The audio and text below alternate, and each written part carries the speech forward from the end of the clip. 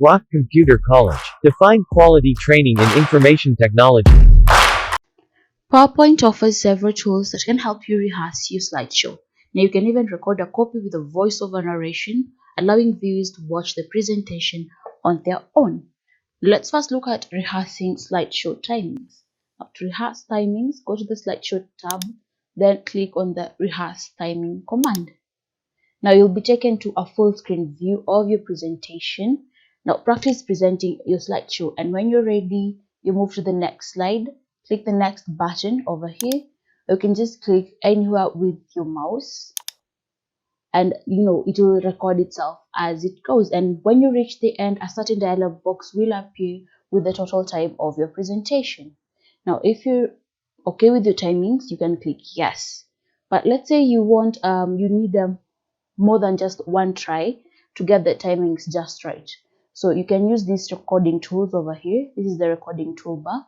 Now you can click on that to pause recording, then resume recording when you're ready, or you can click on this repeat, like the repeat command, and it will take you from the beginning. So once you say resume recording, it will take you now from the beginning, and it will go on as you record.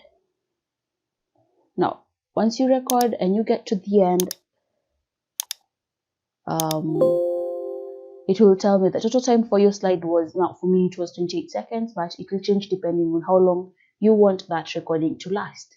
Then if you want to save the new slide timings, you click yes. If not, you click no. So I'll click yes for now, and I've saved those timings on my slideshow. Now let's look at recording your slideshow. Again, if you want to record a slideshow, from the slideshow tab, select the record slideshow command, then choose whether you want to start recording from beginning or start recording from current slide. So I'll select start recording from beginning, and this dialog box will come up. So I can select how I want to record it, whether I want to record the slide and animation timings or the narrations, ink, and laser pointer. So I'll select both and click on start recording, and now it will start recording. Now remember, you can only record narrations if you have a microphone attached to your computer. Now your presentation will appear in full screen view again. Then perform your slideshow. Make sure you speak clearly into the microphone if you're recording narrations. Then when you're ready to move to the next slide, click the next button on the recording toolbar here, or just click anywhere and it will take you to the next slide. Now when you reach the end of the show, PowerPoint will close the full screen view. So let's go till the end. It will close itself. Now your slide timings and narration are now part of your presentation. So the timings that I had earlier plus the narration that I've added now will be part of my presentation, and the slides with narration will be marked with a speaker icon in the bottom right corner. As you can see, I have this speaker icon over here. If I go to another slide, I have another speaker icon over here. So that will show you that you have a narration on that slide. Now let's say you want to remove slide timings or narration. Maybe you change your mind about including slide timings or narration. You can easily remove one or both, and you can also clear them from the entire presentation or just the current slide.